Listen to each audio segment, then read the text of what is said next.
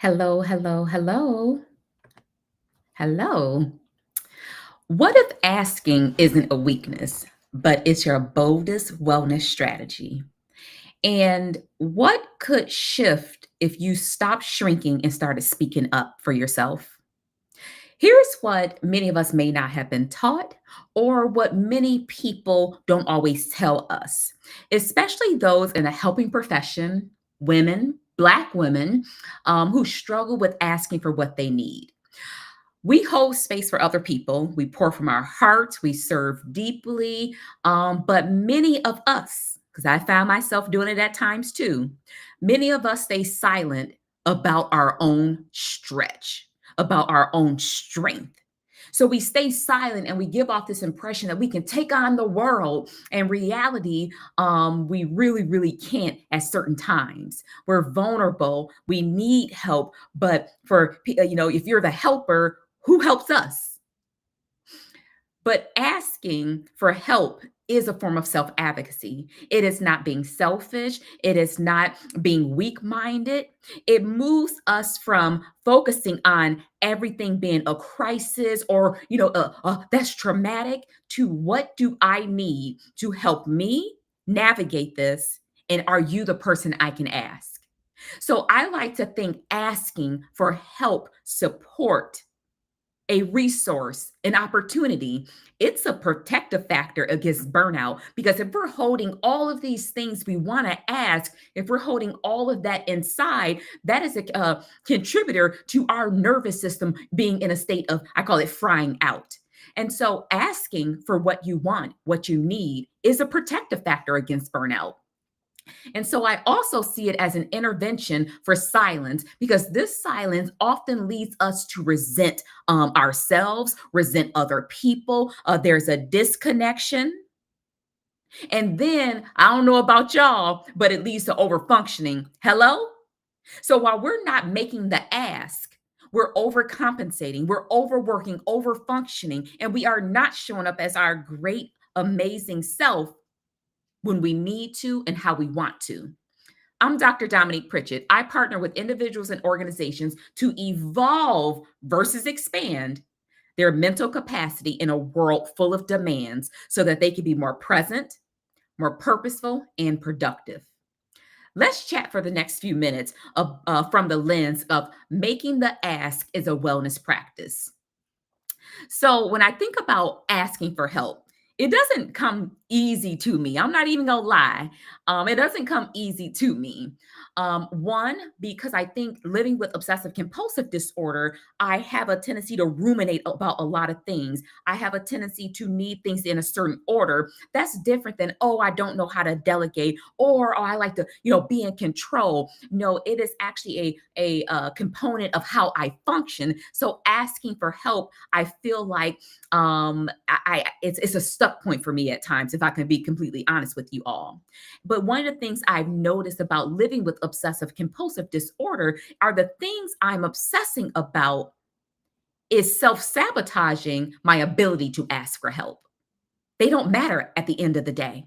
So I spend a lot of energy on things that are not depositing into me, but every time I don't ask for help, it is a swipe on my energy. Every time I don't ask for help, I feel like my wellness is depreciating versus growing.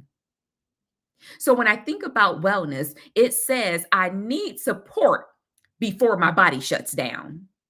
When you think about wellness, it says, this is the capacity I have to navigate this before you start self doubting and self sabotaging.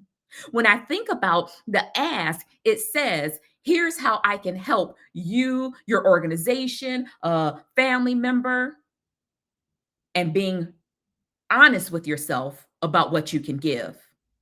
So I want you to think about asking for help before you need to heal from the consequences of not asking for help. Somebody say hello.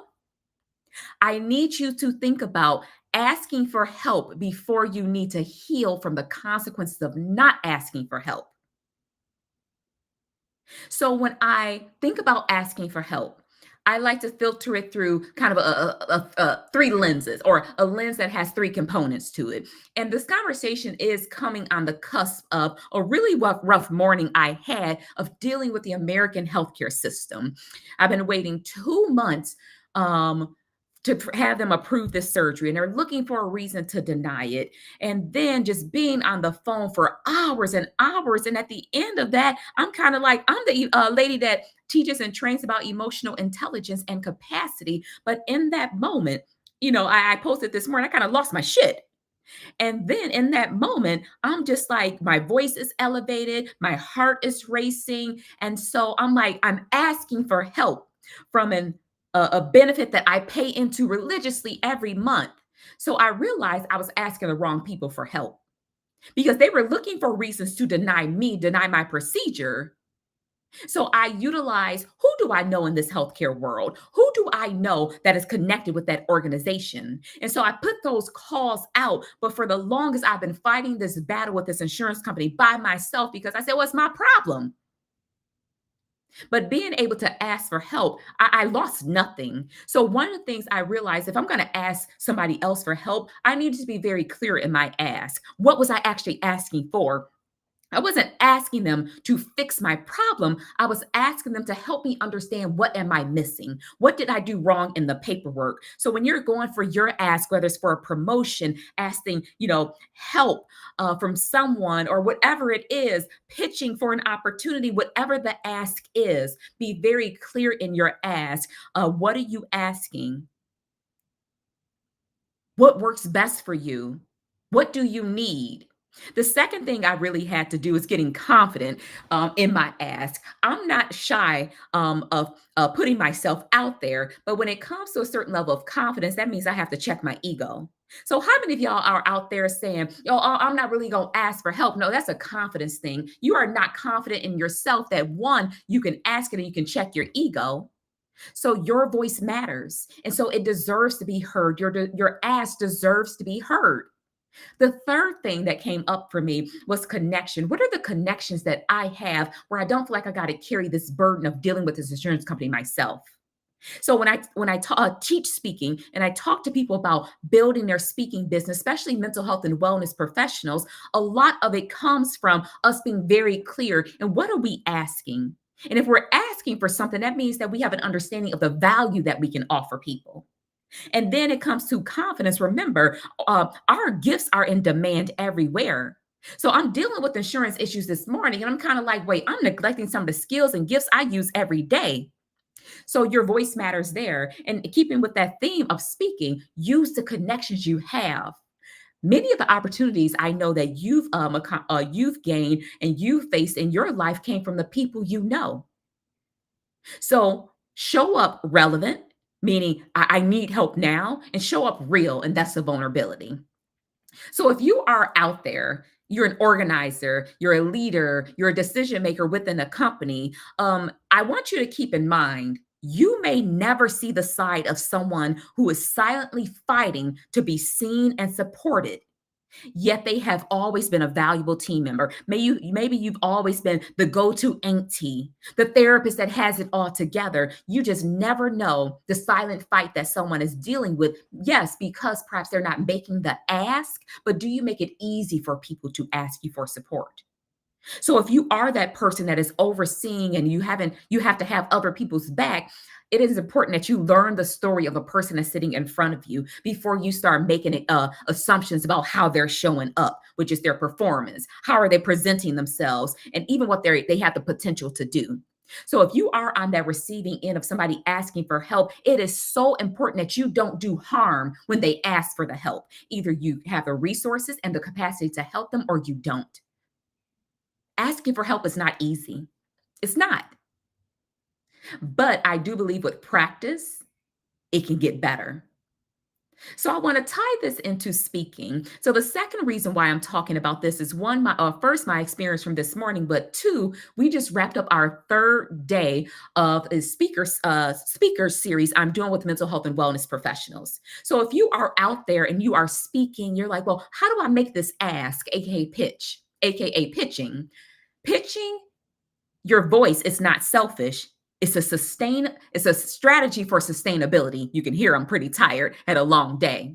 So pitching your voice, your value, it's not selfish. It is a strategy to sustain yourself using the skills and the gifts you already have. People are waiting for us to ask, because the reality is everybody's not going to be knocking at your door saying, "Come speak for us." We have to do some of the work. We have to take our experiences, and you best believe my experience with the insurance company this morning is going to become a bankable story, because I was at my wit's end until I said, "I ain't got to do this alone, duh." So when you think about using your voice to pitch, it allows you to serve from a place of clarity, not overextension. It allows you to connect with aligned opportunities without chasing or begging. That's not what pitching is.